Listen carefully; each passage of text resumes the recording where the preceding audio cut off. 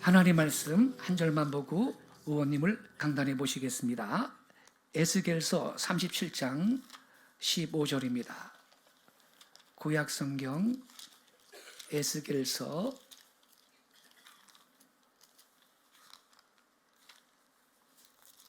37장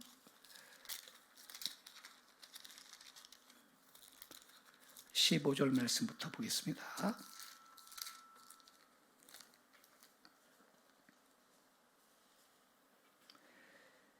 17절 말씀까지만 우리 같이 읽겠습니다. 시작. 여호와의 말씀이 또 내게 임하여 이르시되 인자야 너는 막대기 하나를 가져다가 그 위에 유다와 그짝 이스라엘 자손이라 쓰고 또 다른 막대기 하나를 가지고 그 위에 에브라임의 막대기 곧 요셉과 그짝 이스라엘 온 족속이라고 쓰고 그 막대기들을 서로 합하여 하나가 되게 하라. 내 손에서 둘이 하나가 되리라. 아멘.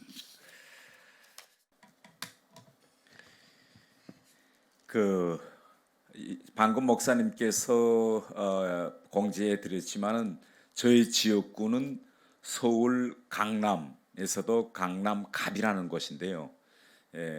혹시 다 알고 계시겠지만은 제 지역구는 대한민국에서 제일 잘 살고 돈 많은 사람들이 모여 사는 부천으로 알려져 있습니다. 그래서 제가 이제 국회의원이니까 저는 강남중앙침례교에 지금 다니고 있고요. 매 주일날이면 저희 지역구에 있는 교회들을 이제 목사님들께서 오라고 하면 이제 다 돈을 고 있는데 저희 지역에 있는 교회들은 대단히 큰 대형 교회들입니다. 그래서 주일날 가면요 이렇게 앉아 있는 성도님들도 어떤 때는 몇 백이 아니라 1,000명을 넘게 의리의리하게 많고요. 그 다음에 거기서 나오는 찬양가 같은 뭐 성가대가 서서 노래를 부르고 그 장엄함이라는 건 이루 말할 수 없습니다. 근데 제가 오늘 김포 분이엘 교회를 이제 쭉 차 타고 거의 1시간 동안 왔는데 교회 거의 다 오면서 보니까 논밭이 보이더라고요. 그래서 이거 양천이라는 데는 지도상으로 볼 때는 뭐 김포, 인천 그 사이에 있는데 와 보니까 대단히 농촌 같은 이런 풍경이구나라고 하면서 이제 교회에 들어왔는데요. 이자 제가 여러분들이 하는 찬송을 들으면서 깜짝 놀랐습니다. 저는 이때까지 다른 교회 갔지만 오늘처럼 이렇게 우리 장단에 맞추어서 장고를 치면서 꽹과리를 치면서 하늘 읽게 이렇게 찬송을 드리는 걸 오늘 처음 봤습니다. 한국에 와서 제가 수십 개의 교회를 다녔지만 그래서 저는 오늘 이 풍경을 보면서 야 이것이 진정한 우리의 한국교회의 모습이 아닐까 이렇게 생각하고 오늘 새로운 큰 은혜를 받은 것 같습니다. 그래서 제가 강연하기 전에 한 가지 궁금한 거 있는데 오늘 제가 들은 이 찬송가 처음 듣는 건데 혹시 이 교회에서 별도로 만든 곡인가요? 아니면 이미 다른 교회들도 이용하고 있는 찬송가인가요? 손혜성 목사님이 예. 그리고 그 할 때 원래부터 이렇게 장고와 꽹과리를 치면서 하는 걸로 이렇게 돼 있었는 거야? 아니면 특별히 국악으로? 제가 앞으로 기회가 다른 교회에서 이렇게 하는 거 제가 오늘 처음 봤기 때문에 오늘 이렇게 하는 거 제가 미국 목사님들하고 교류를 많이 합니다.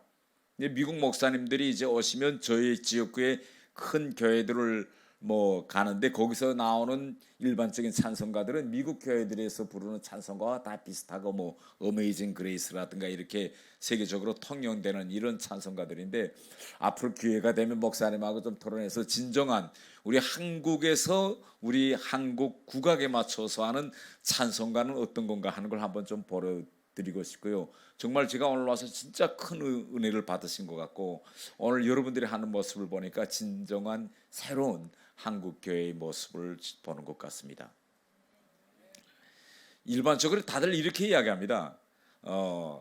우리가 60년대, 70년대, 한 80년대까지 한국에서 교회가 대단히 부흥했고 많은 분들이 이제 교회에 가셨는데 우리나라뿐만 아니라 다른 나라들에서도 쭉 인류 역사 발전을 과정을 보면 그 나라에서 1인당 국민 소득이 3만 불을 넘어서서 4만 불로 진입할 때, 또 4만 불을 넘어서서 5만 불로 진입할 때, 이때 교인 수가 대단히 줄어든다. 이런 통계 숫자들이 나오고 있습니다. 교회들이 점점 오시는 분들도 적고, 그래서 모든 교회들에서 이게 이런 현상을 이제 어떻게 극복할 거냐 이렇게 그 많은 분들이 생각하고 계시는데, 저는 지금 우리 사회가 안고 있는 여러 사회적인 문제들을 해결하는데 각 정부적인 여러 가지 행정 조치, 입법 조치들이 많이 있겠지만 그 중에서도 가장 효과적인 방도는 바로 이 교회가 부흥하고 더 많은 분들이 적어도 주 일요일날 한 주간 주일날 하루만이라도 이렇게 성전에 와서 서로 성도들과 소통하고 교제하는 이 방도가 우리 사회의 여러 가지 문제점들을 해결할 수 있는 가장 효과적인 방도라고 생각합니다. 이제 방금 우리가 사도신경에서 우리가 다 사도신경을 외웠지만 그 중에서 하나님께서 주신 말씀 중에 중요한 말씀이 뭔가면 성도들 간의 교제와 소통을 중요시해라 이런 말이 있습니다.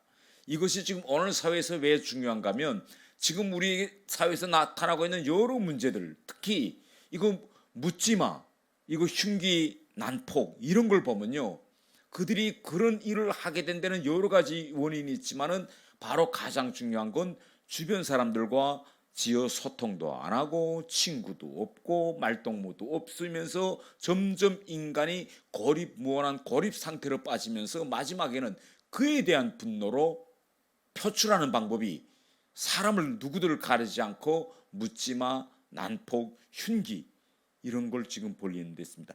만약 그런 분들이 일주일에 한 번이라도 교회에 나와서 서로 성도들하고 소통하고 서로 사랑하며 지내라는 하나님의 말씀, 목사님의 이런 설교를 한 번이라도 들으면서 살았다면 이런 일들이 우리 사회에 일어나지 않으리라고 저는 생각합니다.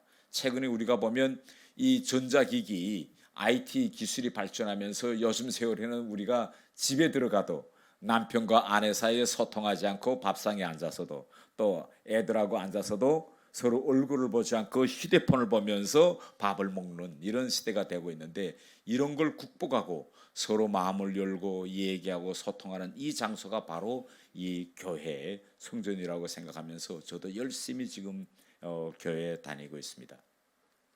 제가 한국에 오기 전까지는 종교라는 걸 잘 몰랐습니다. 제가 이제 오늘 강연에서도 이야기하겠지만 북한에는 종교라는 게 없고요. 왜 북한에 종교가 없는가라는 걸 말씀드리겠는데, 한국에 와서 제가 제일 처음에 깜짝 놀란 것이 차를 타고 이제 서울 시내를 밤에 이렇게 돌아봤어요. 돌아보는데 해외에 있을 때 한국을 들여다본 한국과 막상 서울에 와서 승용차를 타고 서울 시내 거리를 다니면서 본 한국에 큰 차이가 하나 있더라고요. 길거리를 다니며 쭉 보니까 밤에 길 옆에 십자가가 많이 보이더라고요. 해외에 있을 때는 전 이거 몰랐어요. 북한에 있을 때는. 그래서 이거 한국에 왜 이렇게 교회가 많을까? 제가 그게 대단히 궁금했습니다. 궁금했는데 지금에 와서 제가 국회에서 의정활동을 하면서 외국 대표단들하고 많이 교류하고 있습니다. 교류하고 있는데 그들이 우리 한국에 와서 여러 가지 질문들을 많이 하고 있어요. 이하면 지난주에 제가 미국에서 국회의원 보좌관들, 보좌진 젊은 청년들입니다. 보좌관들이 이제 한국에 왔는데 이들이 저한테 뭐라고 질문하는가 하면, 어떻게 한국은 동북아시아에서 또 전 세계적으로 유일하게 경제 발전과 민주주의라는 이 두 마리 토끼를 다 잡고 외국으로부터 원조를 받던 나라로부터 이제는 다른 나라에 원조를 주는 나라로 이렇게 변해있느냐. 지금 동북아시아에서 북한이나 중국이나 러시아를 차치하고 제쳐놓고서라도 일본과 같은 나라를 보면 일본에서는 우리처럼 이렇게 정권 교체라는 게 없거든요. 민주주의 사회라고 하지만 제가 일본에 갔다가 어제 김포공항에 도착해서 어제 왔는데 일본은 거의나 자민당 한 당의 일당제 국가입니다. 자유민주주의지만. 그러니까 외국 사람들이 이런 게 잘 이해가 안 돼요. 어떻게 일본과 같은 나라도 거의 한 당이 계속 집권하고 있는데 한국에서만은 어떻게 진보와 보수 이 두 정치 양당 시스템이 돼가지고 선거를 통해서 평화적인 방법으로 정권 교체도 가능하고 어떻게 이렇게 짧은 시기에 경제적 기적도 이뤄냈고 그 비결 다른 나라에는 없고 한국에만 있는 이 특징이 뭘까? 이게 뭘까요, 여러분? 한번 잘 생각해 봤어요. 이거 뭐 여기에 대한 답은 없습니다. 그런데 한국만이 이런 일을 할 수 있었던 그 비결이 뭘까요?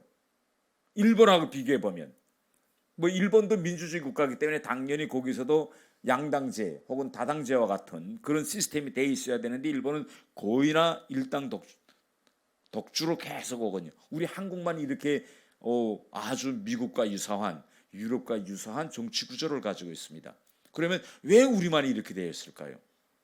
여기에 대한 확고한 답은 없지만은 저는 일본에 없는 우리한테만 있는 거 바로 기독교라고 생각합니다. 예.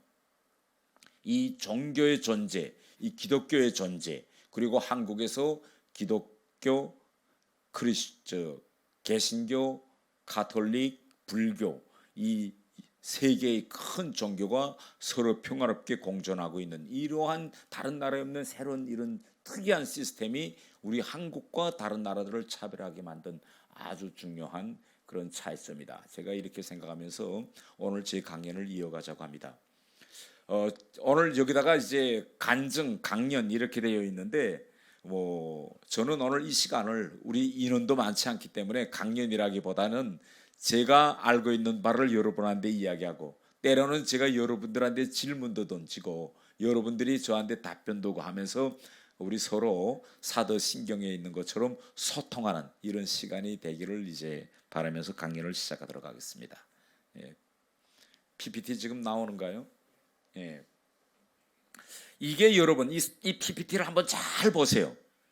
이게 우리가 일본으로부터 해방되었을 당시 1945년도 그때 당시 우리 대한민국의 위치였습니다. 말하자면 대한민국은요 공산주의라는 거대한 정말 우리하고 비교도 안 되는 저렇게 거대한 악의 N 끝자락에 섬처럼 간신히 붙어있는 이런 나라였습니다. 그런데 우리가요 저걸 우리가 가만 보면 일반적인 상식적으로 들여다보면 우리는 저런 공산 제국이라는 거대한 악마한테 먹히었어야 정상이었어요. 이런 거대한 저렇게 악에 이렇게 끝자락처럼 붙어있는 우리가 지금까지 이 자리에서 이렇게 자유롭고 잘 살고 이런 나라를 가지고 있는다는 자체가 기적입니다. 그래서 일반적인 상식을 가지고는요 여기에 대한 답이 안 나옵니다. 예.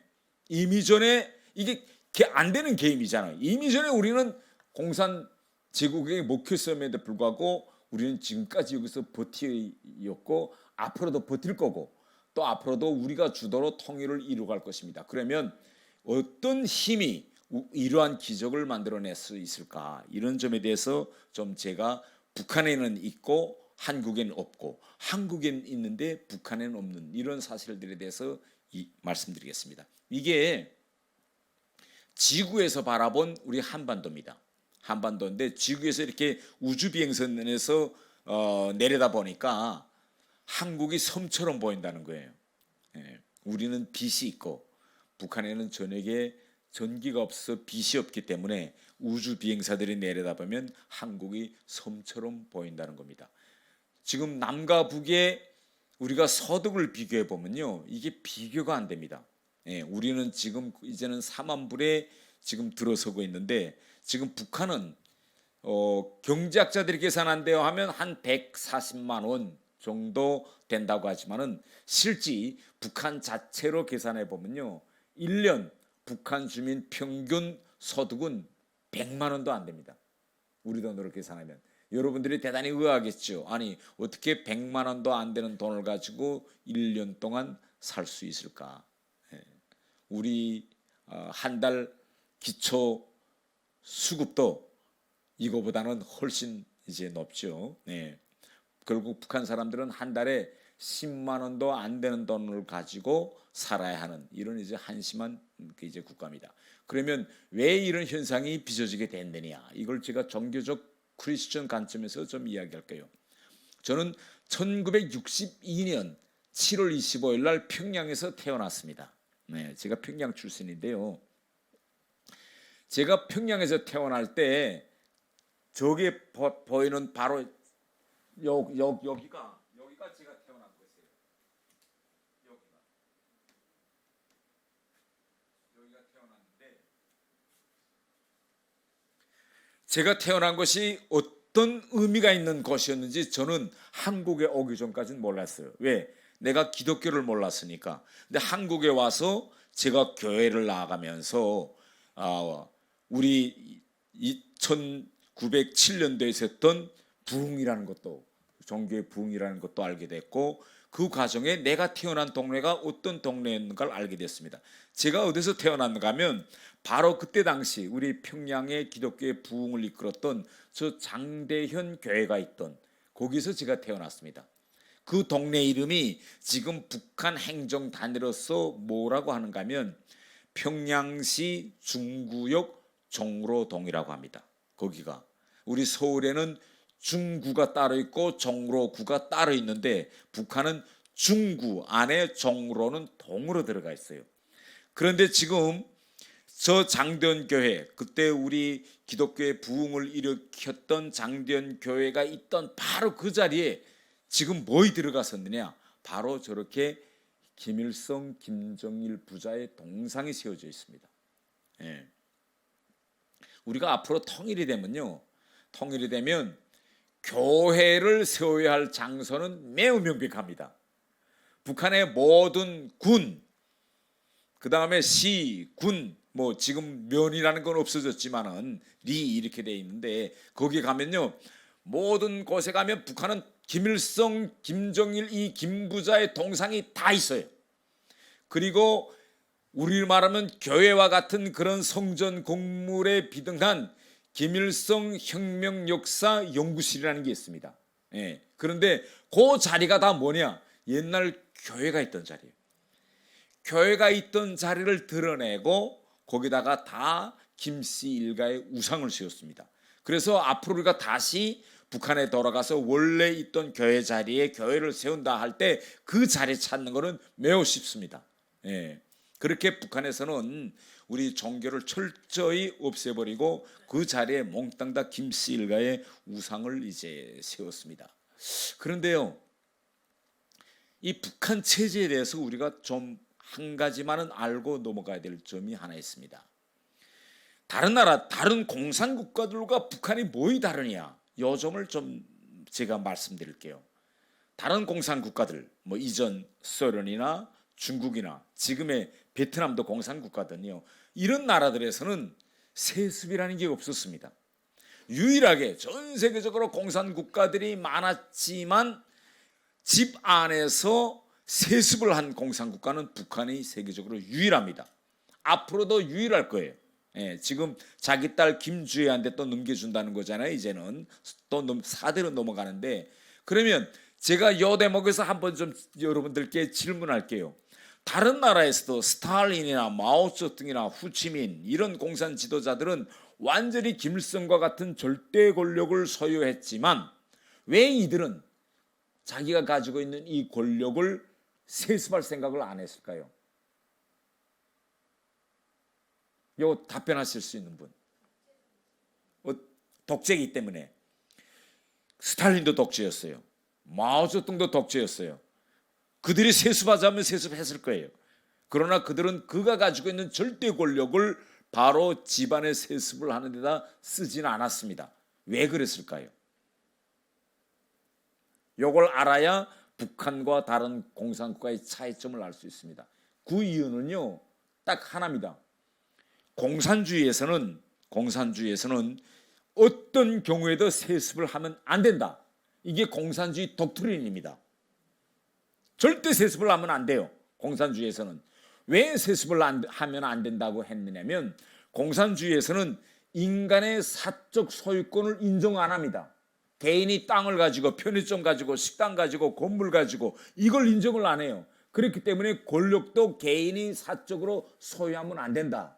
이게 마르크스와 레닌이 만든 공산주의의 핵심입니다. 그래서 스탈린이나 마오쩌둥이나 이런 사람들도 그렇게 하고는 싶었는지는 모르겠지만 그렇게 한다는 것 자체는 결국은 공산주의 이념에 독trine 위반되는 겁니다. 그런데 김일성만은 공산주의를 한다고 하면서 이 권력을 사적 소유로 만들었습니다. 개인 지방 권력으로. 자기가 죽으면 당에 넘겨줘야 될 권력을 자기 아들한테 넘기고 그 아들 김정일은 또 자기 아들 김정은에게 넘기고 지금 김정은은 그 권력을 자기 딸 김주애에게 넘기려고 하고 있어요. 그러면 일반 공산주의 이론을 가지고서는 이걸 해내질 못합니다. 다 반발하니까요. 아니 마르크스 선생님이 이렇게 절대 권력은 사적 사유화하지 말라고 했는데 왜 권력을 사유화합니까? 라고 다 들고 일어날 것 같으니 이걸 하기 위해서 김일성이가 한 일이 있습니다. 그게 뭐냐? 그게 뭘까요? 바로 주체사상이에요. 주체사상의 핵심은 뭘까요?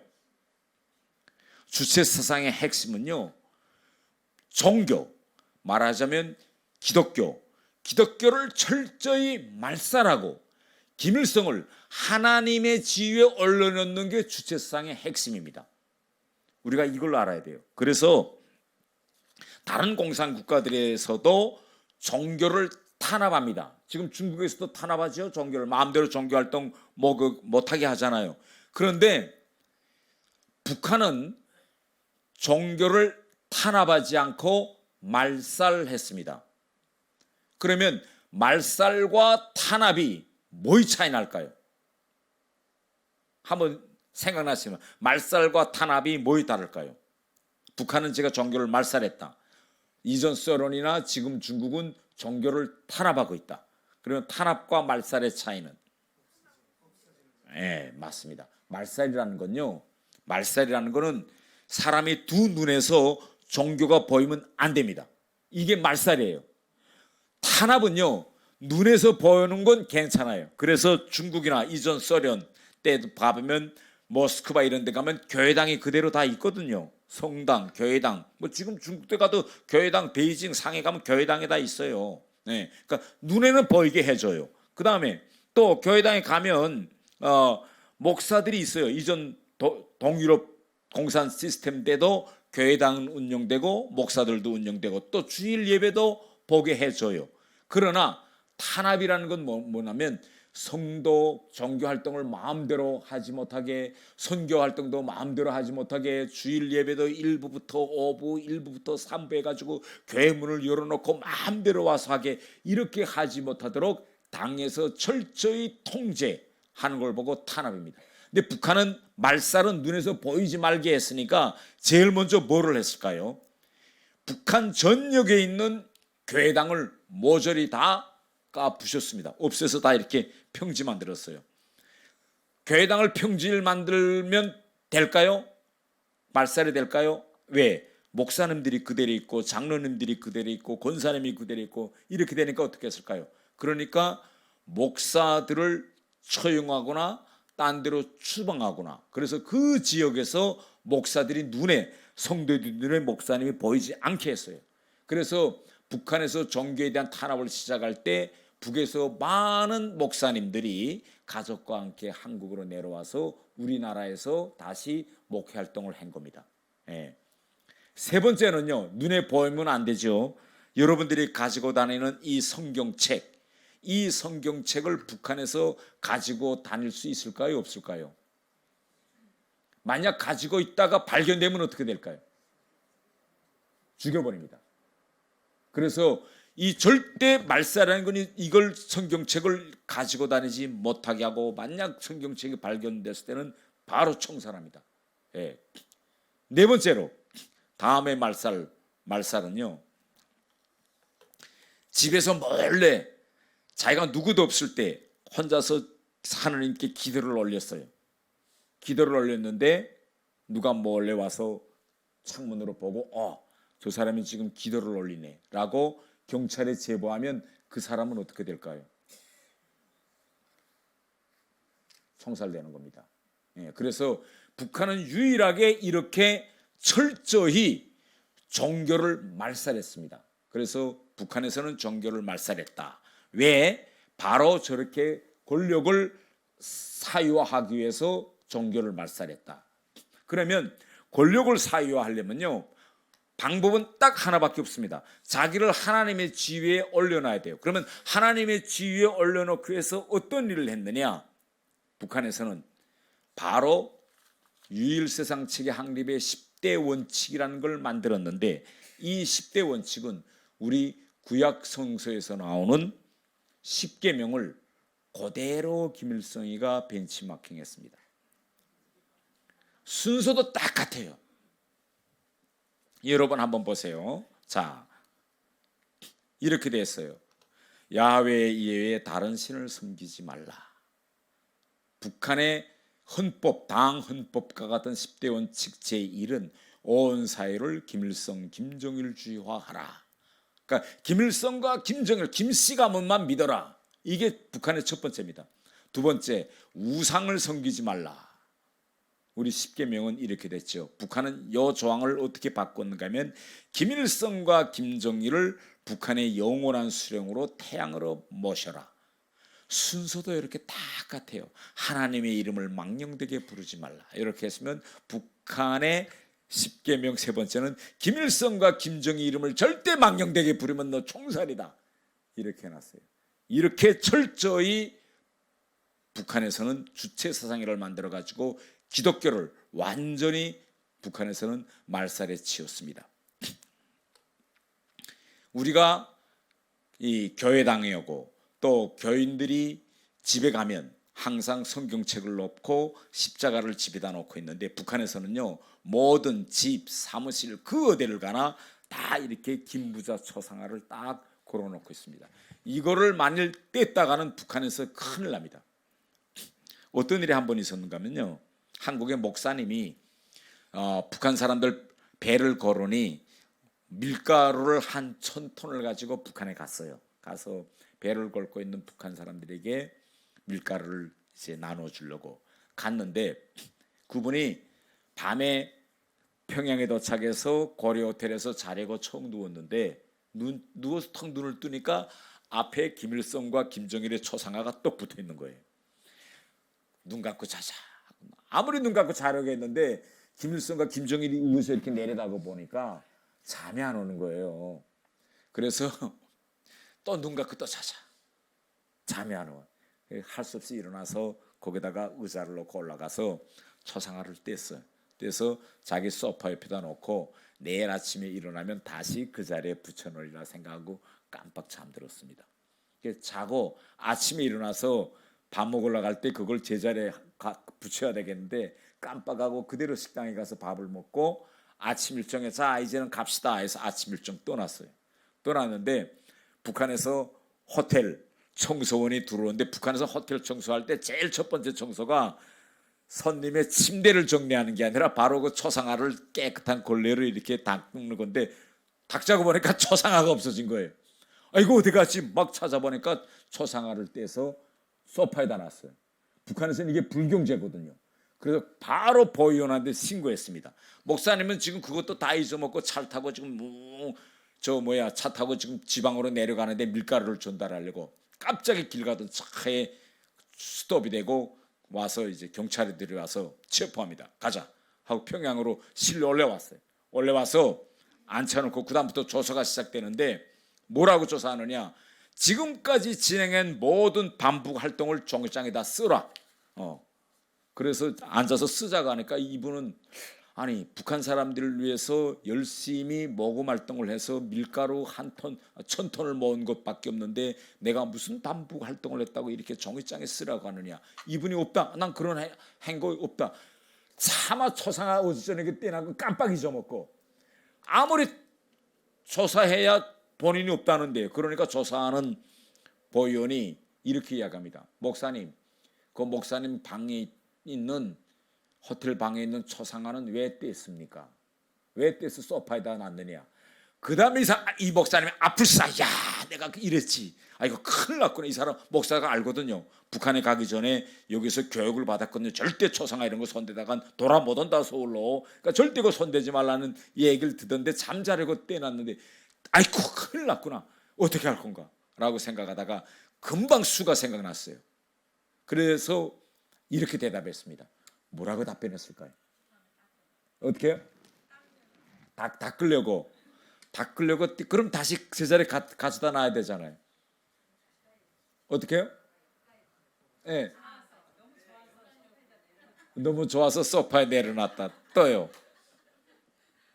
이 목사님이 머리가 대단히 좋으신 분이에요. 이 목사님이 그 순간 이런 생각을 했대요. 저한테 직접 말씀. 봄의 아가리에 들어가도 정신만 차리면 살아나올 수 있다. 이 생각이 들어서 어떻게 답변할까 하고 쫙 생각하다가 탁 이렇게 답변했다. 제가 평시에 김일성 주석과 김정일 지도자를 너무 존경해서 밤에 자려고 하는데 그분이 초상화가 보여서 품에 안고 자고 싶어서 자기가 뗐다. 그리고 자기가 오늘 붙여놓지도 못했는데 그거는 오늘 저녁에도 또 안고 자려고 그렇게 했다. 그러니까 조사하던 보위원이 탁 쓰려고 하다가 목사님이 눈을 쫙 쳐다보더래요. 여러분 생각에는 그 보위원이 그 목사의 말을 믿었을까요? 안 믿었을까요? 예? 믿었을까요? 안 믿었을까요? 나는 안 믿었을 것 같아요. 안 믿었는데 그렇다고 해서 그렇게 말하는데 그거 말한 대로 써야 되는데 이거 이대로 쓰면 죄가 안 되는 거예요. 그렇죠? 석방해야 되는 거예요. 그러니까 참 목사를 보고 이게 진짜인지 어쨌든 이렇게 말했으니까 체포 사유가 안 되는 거예요. 그래서 다 내보내면서 목사님 아무리 그렇더라도 이거 떼시면 안 됩니다. 그래서 풀려 나왔다는 거예요.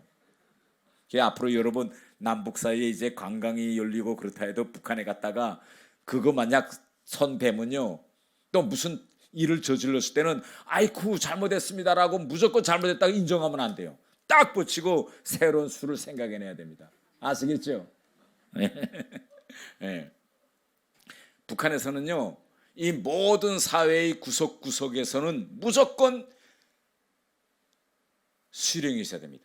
우리 교인들이 항상 이렇게 우리가 이야기하잖아요. 하느님께서 언제나 우리와 함께 있다는 걸 생각하고 우리가 살면 두렵지 않고 그 어떤 고난도 고난처럼 여기지 않게 되고 다 우리 교회에서는 이렇게 목사님들께서 설교하십니다. 북한에서는요 요걸 그대로 벤치마킹 해가지고 모든 생활의 구석구석에는 수령이 있다라고 이렇게 이제 가르치고 있어요. 북한에 어느 정도 자유가 없느냐. 아까 목사님께서도 이제 많이 인권에 대해서 말씀하셨는데 제가 일본 갔다가 어제 김포공항에 도착했거든요. 저는 항상 외국에 갈 때마다 주머니에서 제가 여권을 이렇게 꺼내보고 국경 이제 이미그레이션 이민 그걸 통과하고 들어올 때도 여권을 보이면서 이 여권이 이 파스포트, 이 여권이 내한테 있다는 게 아주 신기해요. 정말 신기합니다. 북한 사람이 개인이 외국에 갈 때 또 외국에 갔다 와서 이 여권이 개인 소유물이잖아요. 여권을 가지고 있을 수 있을까요? 없을까요? 북한은 개인이 절대 여권을 가지고 있지는 못합니다. 예. 왜냐? 이 여권도 수령이 준 특혜라고 생각하기 때문에 또 여권을 가지고 도망칠 수 있기 때문에 외국에 나갈 때 내주었다가 비행장에 도착하면 그 도착하는 순간부터 여권을 국가가 해수해서 국가가 군사해요.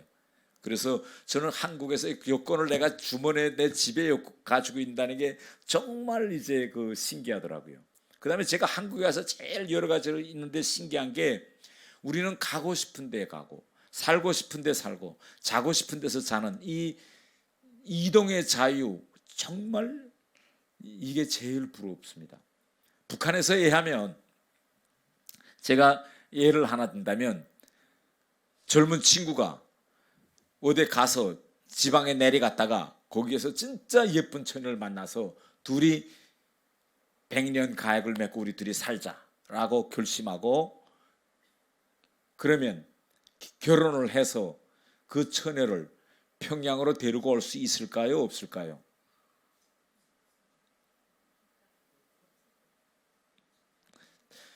자기 동네에서는 일자리가 없어요. 그런데 평양에서는 일자리가 있어요. 그러면 일자리가 있는 평양으로 올라와서 취업해가지고 평양에서 살 수 있을까요? 없을까요? 예, 북한에는 이런 인간으로서의 가장 초보적인 자유조차도 없습니다.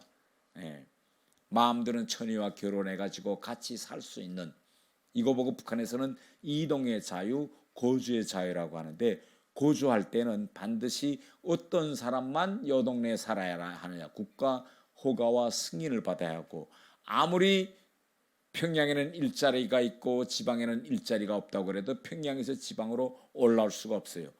도시와 도시에서 이동할 때는 북한에서는 통행증이라고 하는데, 요만한 증명서를 경찰서에서 발급받아야 되는데, 그 증명서가 없으면 기차나 또 승용차나 택시를 타고 자유롭게 도시와 도시, 지방과 도시 사이에 이동도 할 수 없는 이런 것이 북한이다라는 걸 말씀드립니다.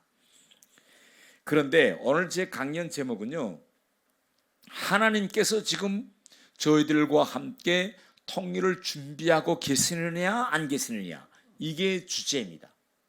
예, 하나님께서 과연 미래의 우리를 위해서 통일을 지금 준비하고 계시느냐. 지금 하나님께서는 우리가 모르고 계시는 이 속에서도 아주 하루도 쉬지 않으시고 통일을 준비하고 계십니다.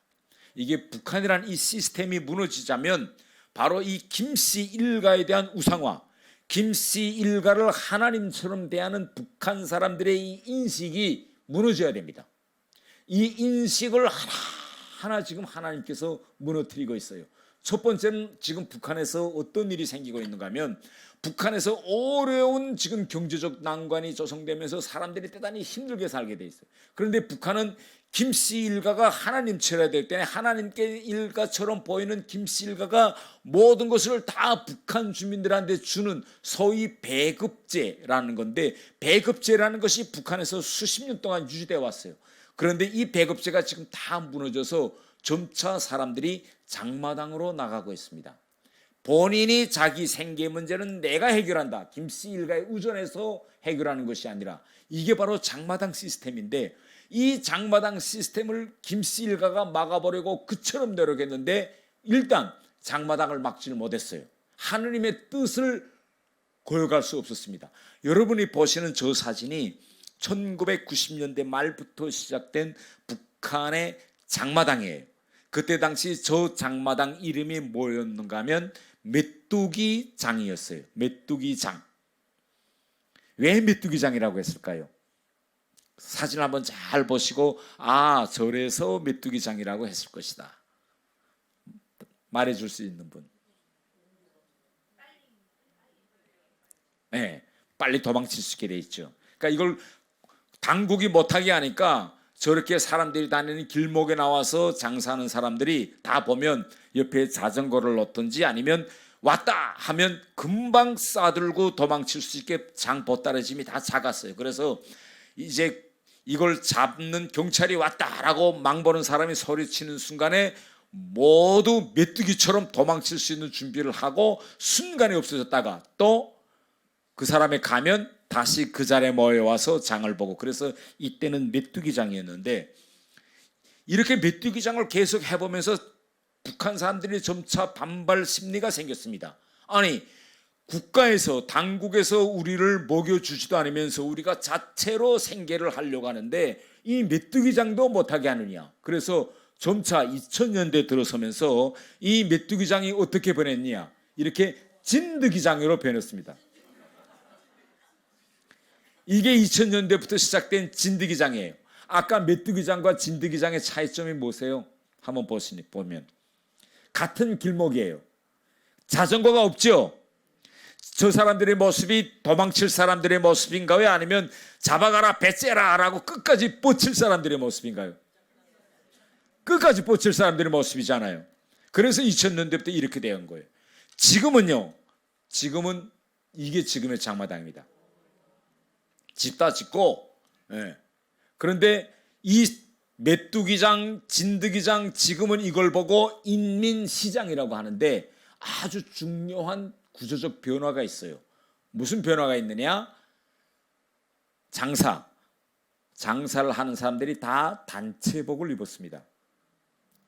왜 당국에서 단체복을 입혔을까요? 네? 돈을 걷어가기 위해서였습니다. 단체복을 입었다는 건 승인을 받고 장사하는 사람이라는 걸 의미하고 매일 물건을 팔았듯 못 팔았듯 관계없이 장세, 세금을 내야 되는 겁니다. 이 정도까지 왔다는 건 뭐냐면 국가가 이제는 김씨 일가가 이렇게 자본주의 시장경제에 의거해서 저 사람들한테 돈을 세금의 방법으로 뜯어내지 않고서는 결국은 지탱하기 힘들 정도로 왔고 이제는 북한 사람들이 마음에서 김씨 일가를 우상처럼 여기던 것이 대단히 많이 무너져 가고 있다는 걸 보여주고 있습니다. 다음 하나는요. 하나님께서 바로 과학기술, IT 기술을 발전시켜서 북한 사람들이 외부 세계를 알 수 있게 해줬습니다. 제가 80학번인데요. 제가 대학을 다니고 1989년도에 외교부에 입부할 때까지만 해도 제가 정보를 얻을 수 있는 방법은 딱 두 가지였습니다. 신문을 보든지 아니면 책을로서만 제가 지식을 얻을 수 있었어요. 그런데 북한에서는 모든 인쇄소는 철저히 당국이 통제하기 때문에 이 책을 통해서 외부의 자유로운 정보를 접근할 수가 없었습니다. 그런데 우리가 2000년대에 들어서면서 IT 기술이 비약적으로 발전하면서 지금의 북한은 모든 정보를 이 인쇄물, 이 출력한 인쇄물이 아니라 뭘 통해서 얻을까요? 지금은 컴퓨터, 휴대폰을 통해서 얻고 있습니다. 컴퓨터, 휴대폰은요 당국이 통제를 할 수가 없어요. 개인이 USB에다가 슬쩍 해서 한국의 영화나 드라마를 퍼서 누구한테 돌려도 수백만 대 컴퓨터가 들어가서 정보를 자유롭게 율통할 수 있는 이런 엄청난 과학기술을 발전시켜서 북한 사람들한테 전달했기 때문에 외부로부터 정보가 지금 엄청나게 북한으로 들어가고 있고 이 정보 공유가 대단히 많이 진행되고 있습니다. 어느 정도 진행되고 있느냐? 지금 북한에서 얼마 전에 법을 만들었는데요. 아주 해괴한 법을 만들었습니다. 어떤 법이냐? 문화어법. 말을 절대 서울 말투를 쓰면 안 된다. 이런 법을 만들었습니다. 법의 핵심은 이겁니다. 부부간에 또 서로 연애할 때, 데이트할 때 남녀 간에 오빠, 자기야 이런 말 하면 안 된다. 오빠라는 말은 혈육간에 쓰는 말이다. 그래서 부부간에 지금 북한에서 20대, 30대 신혼부부들이 다 한국 드라마를 너무 봤기 때문에 남편을 보고 여보 이렇게 찾는 사람이 없어요. 오빠야 이렇게 써. 자기야. 그러니까 이걸 법률적으로 금지시키고 이걸 어기면 형사처벌하겠다. 이 정도로 외부에서의 정보가 지금 확 들어가고 있습니다. 그래서요.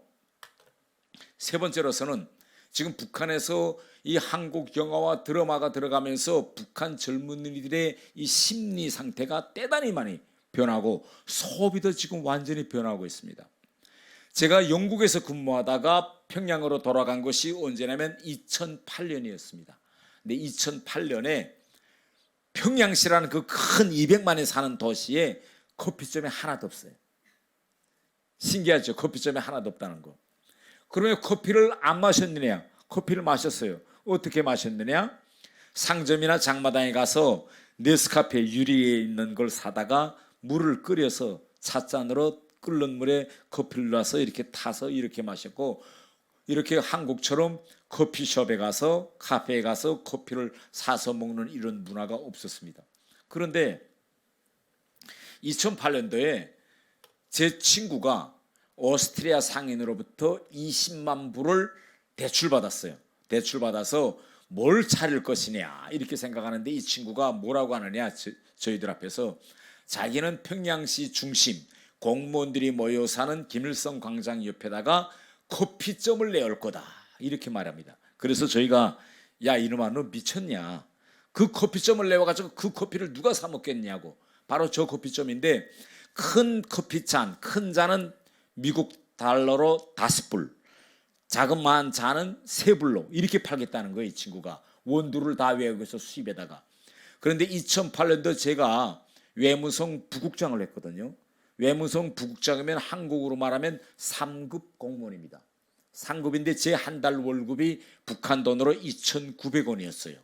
2,900원이면 우리가 가격을 비교해보면 그때 당시 장마당에서 쌀 한 킬로 가격이 3,200원입니다. 그러면 제 한 달 월급 가지고 쌀 한 킬로도 살 수 없어요. 그리고 미국 달러와 북한 환율이 한 달러당 3,200원이었습니다.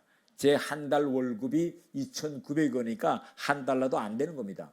그런데 저 친구, 저 미친 저 양반은 커피 한 잔에 3불 받겠다는 거예요. 이런 장사가 될까요, 여러분? 북한에서? 될 것 같으세요? 안 될 것 같으세요? 한국에서 이런 장사를 한다 하면 한국 상급 공무원 월급이 500만 원인데, 월급이 세후 500만 원인데 커피 한 잔에 1,500만 원을 받겠다 하면 이런 커피숍이 될까요, 장사가? 이 친구는 그런 원리를 계산해서 지금 장사를 하겠다는 겁니다. 그런데 이 친구가 열었어요. 완전히 대박 났습니다. 누가 왔을까요? 간부들. 누가요? 북한 대학생들이 쓸어 왔습니다. 공무원 월급 한 달 월급은 한 달러가 안 되는데 얘들은 잘 사는 집 애들이 부모의 돈지갑을 채든지 아니면 엄마한테 졸라서 돈을 달라고 하든지 해가지고 돈을 가지고 몰려왔는데 커피숍 줄이 150m가 늘어섰습니다. 뭘 신기했느냐면 여러분 커피점에 가서 커피 이제 내려받을 때 거기다가 이제 밀크를 타고 거기다 증기를 쌓였잖아. 샥 하는 소리가 순간에 납니다. 뜨거운 커피 만들 때. 근데 그 뒤에서 저 안에서 뒤에서 커피 기계에서 할 때는 그게 신기하지 않지만은 앞에서 커피를 받는 사람은 대단히 신기해요. 갑자기 뭘 툭 타더니 샥 소리 내고 주니까 거품이 싹 올라오잖아요. 대단히 신기해 보이는 거예요. 그러니까 그 한국 영화에서 한국 젊은이들이 커피숍에 가서 케이크 넣고 남녀들이 데이트하는 그 모습을 영화에서만 봤는데 그게 들어왔다니까 애들이 미치는 거예요. 온 대학생 애들이 학급 애들이 막 몰려와서 150m 줄 서고 일단 들어가서 자리도 작아요. 테이블이 그저 한 6개 정도 있는 요만한 거기에 일단 들어와서 커피 한 잔 내려받아 가지고 케이크 넣고 여자와 앉아서 데이트하는 친구가 인차 일어날까요? 힘들게 자리 한 차지 쭉 먹고 일어날까요? 30분씩 앉아서 수다 떠는 거예요. 그러면 바깥에 있는 놈들이 야 맛이 너무 빨리 나가라 우리도 좀 넣게. 예. 그래서 지금은 평양시 곳곳에 커피점이 생겼습니다. 이 정도로 대단히 이제 지금 소비 문화가 달라지고 있습니다. 그러면 한국을 영화를 본 북한의 젊은이들이 어느 정도 달라지고 있느냐? 우리 한번 동영상으로 한번 봅시다. 이 동영상이요, 북한 TV에서 나오는 동영상이기 때문에 아나운서, 이 말이 북한의 유명한 이춘희 아나운서 말이기 때문에 여러분들이 잘 이해가 잘 안 될 수도 있어요. 근데 하여튼 좀 이해해 보세요. 자, 처음부터 한번 들어주세요. 와 장소도 가리지 않고 서로 끌어안고 돌아치는 신랑 신부의 모습들은 어떻게 돼서 숱한 사람들이 모여들고 지나다니며 또 지켜보는 대중 장소들에서 저렇듯 아무런 부끄러움이나 거리낌도 없이 노골적으로 추잡하게 놀아댈 수 있단 말입니까?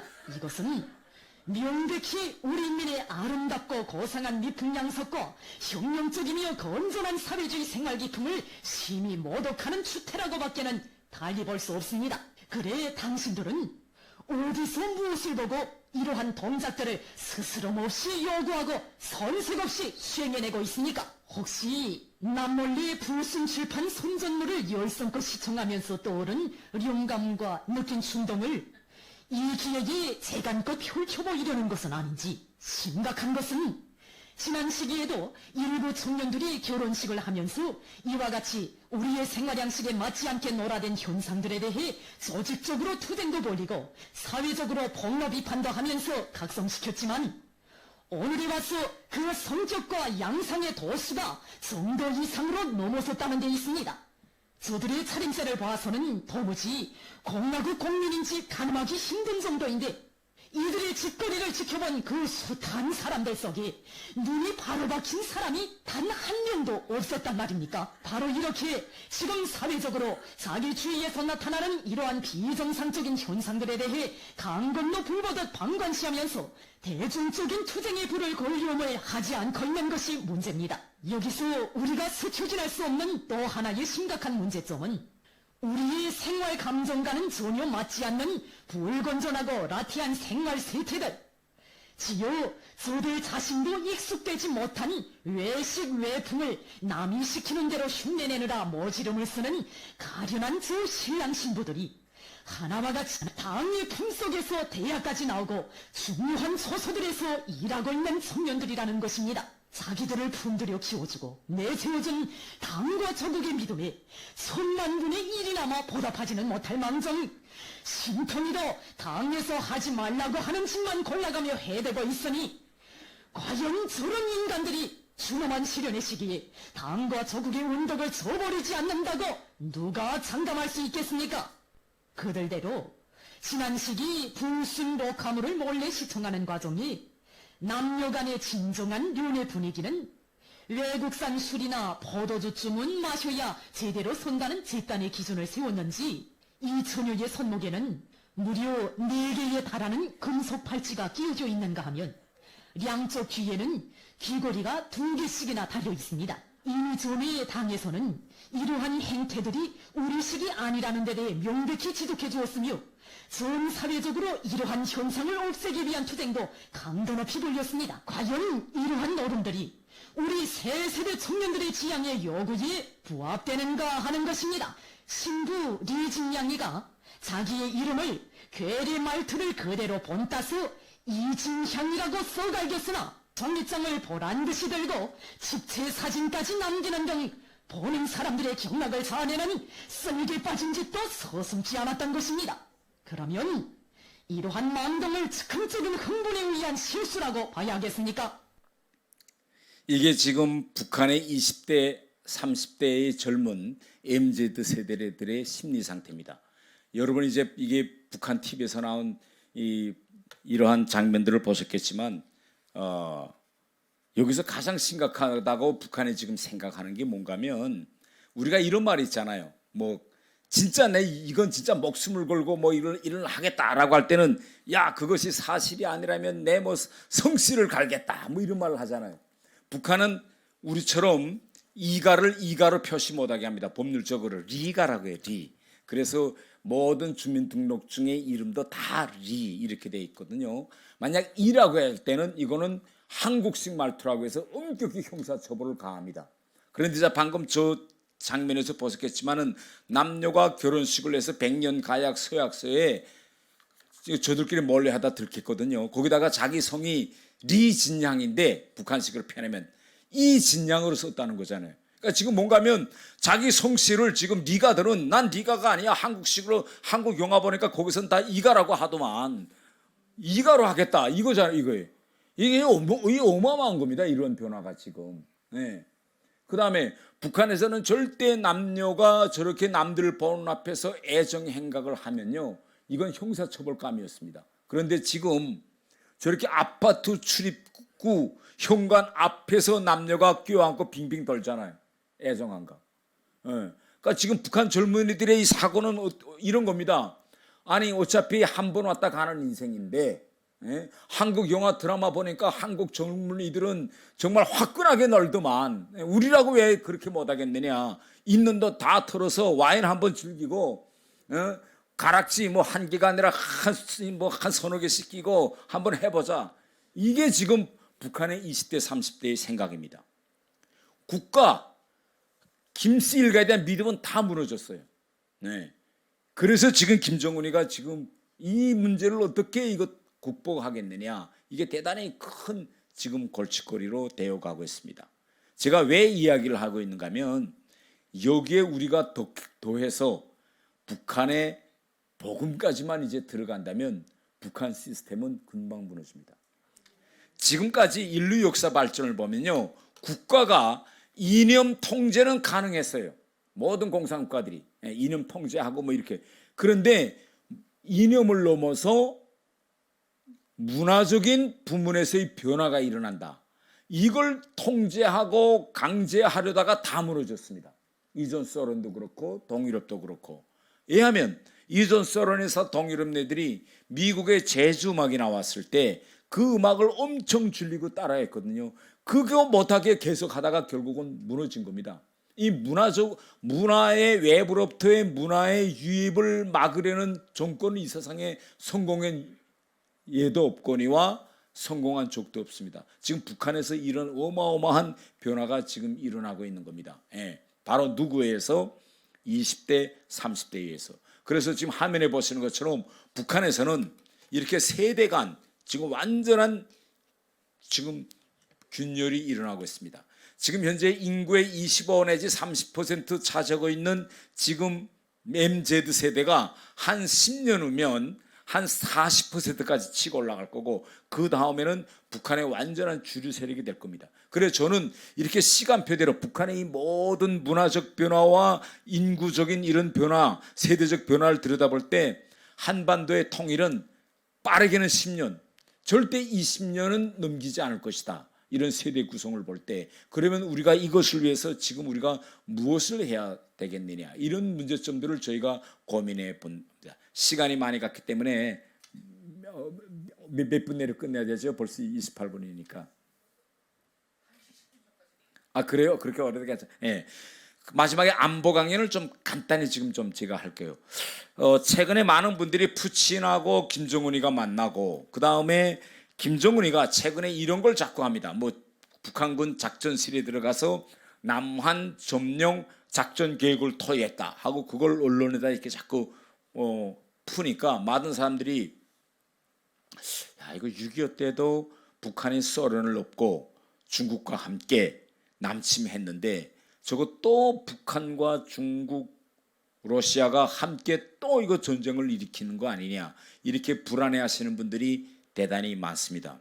푸친하고 김정은이가 지금 만나서 김정은은 푸친에게 무기를 주고 푸틴은 김정은에게 현대적인 최첨단 군사 기술들을 넘겨준다고 하는데, 이러다가 무슨 큰일이 일어나느냐, 이걸 많이 걱정들 합니다. 그러면 6.25 때와 지금이 구조적으로 뭐이 다른가라는 걸 여러분들이 좀 알고 계시는 게 필요합니다. 그 6.25 전쟁이 왜 일어났냐, 이거 우리 우선 원천적으로 잘 알아야 합니다. 6.25 전쟁이 일어난 거는 여러 문제로 해설할 수 있지만은 바로 저 에치스 라인이라는 것 때문에 일어났습니다. 이 에치스 라인이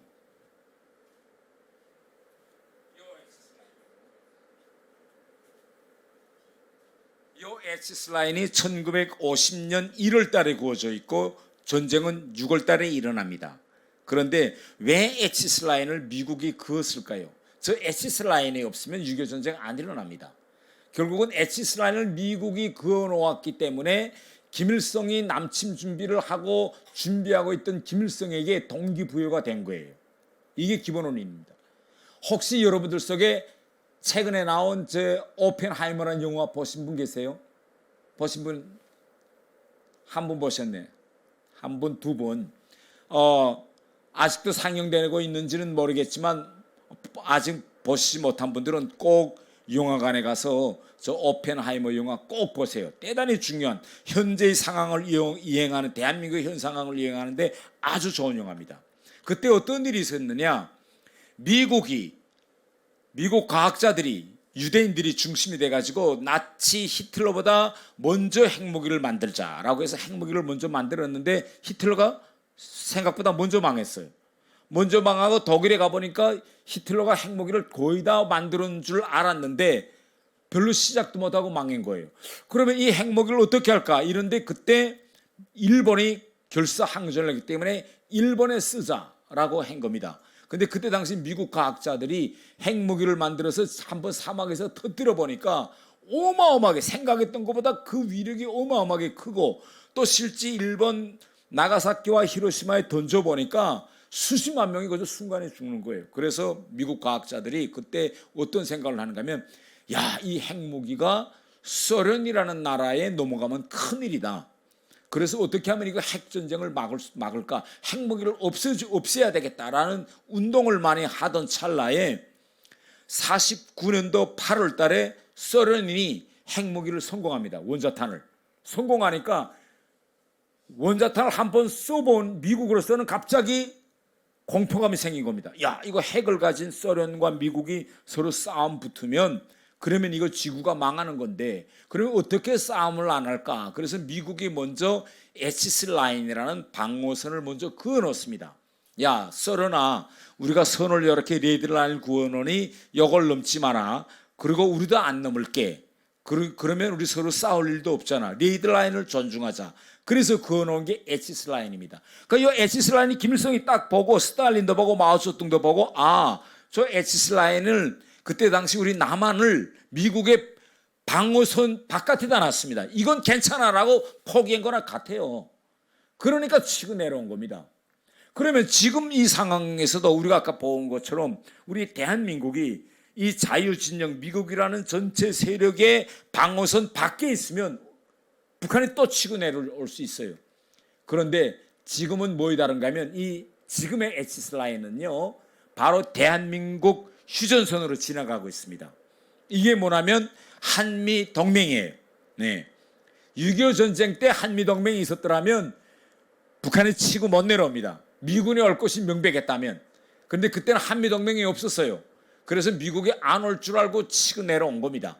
그래서 우리가 왜 한미동맹 하느냐, 일각에서는 이렇게 주장합니다. 아니, 주한미군이 뭐이 그리 중요하냐, 한미동맹이 뭐이 중요하냐, 우리 대한민국의 경제력이 지금 세계 10위권인데 우리 힘으로도 우리를 지킬 수 있어 라고 많이 주장합니다.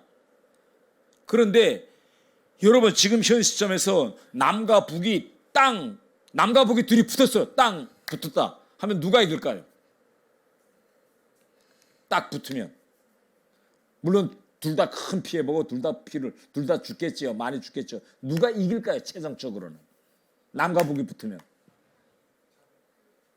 네? 네. 우선 붙으면 안 되겠지만 만약 우리는 가상 시나리오를 항상 준비하고 있어야 됩니다. 남과 북이 붙는다면요, 우리가 북한에 비해서 경제력도 크고 군사력도 크기 때문에 우리가 이기는 거로 나옵니다. 시나리오는 우리가 이기는 거로 나와요. 그런데 우리가 모르는 게 뭔가 하면 이 지금까지 인류 역사를 쭉 보면요, 우리 주변에는 누가 있습니까? 일본이 있고 미국이 있고 러시아가 있고 중국이 있어요. 이렇게 큰 형님들 가운데 작은 나라가 있으면요, 그 둘 간의 싸움은 내가 힘이 세니 내가 힘이 세니 남이 세니 북이 세니 이 둘 사이의 힘으로 결정되지 않았다는 거예요. 누가 왜서 결정했느냐? 주변에서 링 바깥에서 구경하는 형님이 갑자기 링 안에 들어와서 누구 편에 서주는가에 따라서 그 격투기가 결정됐지, 격투기장에서 킥복수하고 거기에서 결정되지 않았다는 게 인류 역사의 증명입니다. 이해하면요, 자, 독일이 통일했어요. 서부 독일이 동부 독일을 흡수해서 통일했죠. 그러면 이게 왜 가능했는가 하면 동부 독일을 받쳐주고 있던 소련이라는 이 형님이 격투기장에서 내려간 거예요. 아, 이제 나 몰라, 내 혼자 해봐 하고 내려간 거예요. 그런데 서부 독일이라는 이 선수는 계속 미국이라는 형님을 등에 업고 있었어요. 그러니까 이건 어떻게 될까요? 싸움 포기한 거예요. 동부 독일. 아이고 서부 독일 형님, 우리 같이 한국에 조용히 삽시다. 왜? 격투기장에서 소련이 내려갔으니까. 남과 북, 베트남이 붙었어요. 싸움 10년 이상 싸움합니다. 북부 베트남은요, 격투기장에 러시아와 소련이나 중국이라는 형님이 지금 북부 베트남을 밀고 남부 베트남에서는 미국이 밀다가 74년도에 미국 형님이 야, 우리 더 못 버티겠으니까 너 혼자 싸워, 난 내려갈게 하고 격투기장에서 내려갔어요. 그러니까 어떻게 됐을까요? 싸움도 안 하고 남북가 가지고 훅가닥 먹히는 겁니다. 남과 북도 딱 같아요. 그 일각에서는 지금 이런 말에 절대 속아 넘어가지 마세요. 일부 사람들이 주한미군 철수하고 우리가 이 정도 국력이 생겼으니까 우리가 북한 애들 박살내면 됐지 뭐 이렇게 되느냐. 그런데 북한이 러시아나 푸틴이나 시진핑을 양육 베끼고 격투장에서 달라붙으면 우리 혼자 힘으로 될까요? 안 됩니다. 그래서 우리가 한미동맹 하는 거예요. 이해되시죠? 두 번째는 그래서 우리가 지금 오늘과 같이 대한민국이 기적같이 버틸 수 있는 이 모든 것을 구조적으로 만들어 놓으신 분이 있습니다. 제가 다음 이야기할게요. 다음은요, 일반적으로 잘 모르는 점이 있습니다. 이게 휴전선입니다. 휴전선. 6.25 때 북한군이 저 휴전선을 돌파해서 내려왔습니다. 그때 휴전선을 누가 지키고 있었을까요? 우리나라에서는. 우리 국군이 지키고 있었어요. 38선을. 지금 저 휴전선 저거 누가 지키고 있을까요? 네? 네. 물론 실제적으로는 우리 국군이 지키고 있어요. 그러나 법률적으로는 저 휴전선 우리 쪽 9km 이 비무장지대 DMZ들은 유엔군 관할권으로 되어 있습니다. 그래 북한이 그걸 통과해서 공격해서 내려오면 9km 지점의 벨트인데 이걸 통과해 내려오면 대한민국에 대한 공격에 앞서서 유엔군에 대한 공격으로 됩니다. 그러면 여러분들 생각은 아니 어차피 거기에 다 들어가 있는 게 우리 아들들인데 그게 무슨 차이가 있느냐. 거기에 뭐 외국 군대가 지키고 있는 게 우리 국군이 들어가 있어요 지금. 그런데 그게 무슨 차이가 있느냐. 이렇게 주장하면서 유엔군 사령부를 해체하라는 데모가 계속 진행되고 있습니다. 이게 그런데 얼마나 위험하냐. 이게 유엔군 사령부 해체하고 유엔군 사령부 없애자는 사람들이 북한과 정전선을 내가지고 얼마나 위험하냐. 6월 25일 날 1950년 6월 25일 날 전쟁이 일어났습니다. 전쟁이 일어나서 이승만 대통령이 전화로 트루맨 대통령한테 전화합니다. 트루맨 대통령 각하 북한군이 지금 38선을 돌파해서 서울로 내려오고 있습니다. 빨리 우리를 도와주세요. 미군을 빨리 보내주세요. 미국 본토에서 미군이 당장 오려면 많은 시일이 걸리니 우리 동해 건너에 있는 일본에 있는 태평양 함대, 태평양군 메가도 장군한테 지시해서 일본에 있는 미군이라도 한국으로 빨리 좀 보내주세요 라고 간절히 전화합니다. 그런데 듣은 답변은요, 트루맨 대통령이 미군을 보내주겠는데 주겠는데 미군이 가려면 합법적인 절차를 거쳐야 한다. 이런 이야기입니다. 대통령의 결심으로 미국의 결심으로 되는 일이 아니다. 라는 이런 청천벽력 같은 소리를 이승만 대통령이 듣습니다. 그게 뭡니까? 라고 이야기하니까 유엔 안전보장리사에 가서 유엔군을 보내겠느냐 말겠느냐를 의제로 상정시켜서 의결을 해야 된다는 거예요. 그런데 그 유엔 안보리에 누가 와 있느냐? 소련이 앉아 있어요. 그 5개 나라가 있는데 거기에 그때 소련이 NO 하면 못 오게 돼 있는 거. 거긴 비톱 유엔 헌장에 5개 상임 이사국 중 한 나라만 반대해도 의결을 못 하게 되어 있어요. 그러면 소련이 앉아 있으면 안 된다는 거잖아. 이승만 대통령이 깜짝 놀랍니다. 아니 소련이 앉아 있는데 이게 어떻게 되는 일이냐. 그런데 그때 하나님께서 대한민국을 도왔습니다. 그날 그걸 의제로 상정시킨 날 소련 대표가 그 회의장에 나타났어요. 아세요 이거? 그래서 그 결의가 6월 18일 날 통과된 겁니다. 그래서 이승만 대통령이 그때 그러한 현실을 알고 앞으로 이 땅에서 영원히 전쟁을 일어나지 않게 하자면 무슨 이거 구조적인 제도적인 장치를 본인이 만들어놔야 되겠다. 이렇게 생각하고 전쟁을 끝낼 때 정전협정을 맺으면서 저 DMZ 관리권을 유엔군에 넘겼습니다.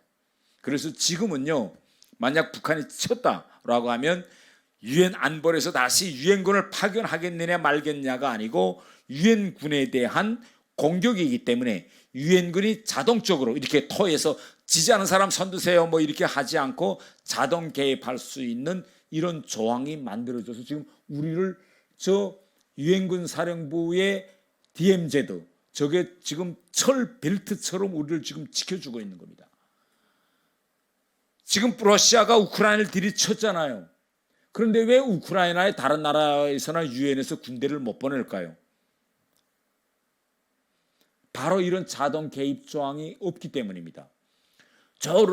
러시아 옆에 리투아니아, 에스토니아라는 우크라이나보다도 훨씬 더 작은 나라들이 있어요. 이 나라들은 러시아가 왜 못 칠까요? 그 나라도 치고 싶은데 아마 치면 전쟁이 24시간 안 걸리고 끝날걸요. 너무 나라가 작아서. 그럼에도 불구하고 러시아가 그 나라는 못 치고 있거든요. 왜냐하면 이 나라들은 나토에 들어가서 그 나라들을 치면 온 유럽 나라들이 같이 러시아와 싸우게 됐습니다. 이걸 보고 국제적으로는 자동 개입 조항이라고 하는 거예요. 그러니까 이런 조항들을 작은 나라들은 다 만들어 가지고 큰 놈하고 지금 딱 붙어 있어 전쟁이 안 일어나고 가고 있는데, 바로 이 제가 이야기한 것처럼 한미동맹과 저렇게 자동 개입 조항을 이승만 대통령이 다 만들어 놓고 가신 겁니다. 그래서 여러분들이 혹시 뉴스나 이런 또 길거리에 가면서 유엔군 사령부를 해체하라, 유엔군 사령부는 한반도에서 떠나라 라고 외치시는 분들이 있는데, 그런 분들한테다가 잘 설득시켜서 저것이 있어서 우리가 지금 이렇게 잘 살고 마음 편히 있다는 점들을 말씀드려주면 되겠습니다. 마지막으로 한반도 통일이 지금 이렇게 다가오고 있습니다. 하나님께서 저희들과 함께 통일을 위해서 지금 함께 하시는데요. 이것은 하나님께서 통일을 만들어 주실 때까지 우리 보고 가만히 있으라는 게 아닙니다. 우리가 한반도 통일을 앞당기기 위해서 우리 같은 크리스천들이 그 무엇인가 해야 한다. 저는 이렇게 생각합니다. 그러자면 가장 중요한 것이 북한 사람들에게 자유를 주는, 또 북한 사람들에게 종교, 기독교, 성경, 복음을 전하는 이런 일들을 우리가 해야 됩니다. 지금 여러분 혹시 뉴스를 통해서 들었겠지만은 중국 감옥에 북한을 이탈해서 나오던 사람들이 지금 2,600명이 갇혀 있어요. 갇혀 있어서 조금만 있으면 이제 이들을 북한으로 이제 돌려보낸다, 이런 지금 보도들이 나오고 있습니다. 감옥들에 지금 갇혀 있거든요. 이들이 북한으로 돌아가면요 아마 수용소에다 끌려갈 겁니다. 그런데 이들을 빼내올 수 있는 방도가 있을까요, 없을까요? 또 이들 외에도 지금 동북 삼성에 수만 명의 북한 사람들이 지금 숨어 있습니다. 한국에 오려고. 그런데 이들 한 명을 데려오려면요, 그들 한 명에게 자유를 주려면 엄청난 돈이 들어갑니다. 그들을 탈북 브로커들이 그들한테 돈을 줘서 그들을 베트남이나 캄보디아나 이 국경까지 데려내와서 캄보디아나 베트남 여기까지, 라오스 여기까지만 나오면 한국 대사관하고 연결돼서 그 다음부터 데려오는 거는 우리 정부가 하는데, 그 긴 노정을 탈북시키는 데려면 여기에는 중국 공안에게 뇌물을 주고 뭐 어떻게 하면서 수많은 지금 하고 있는데, 많은 교회들과 목사님들이 지금 나서서 한 명, 두 명 이렇게 데려오고 있거든요.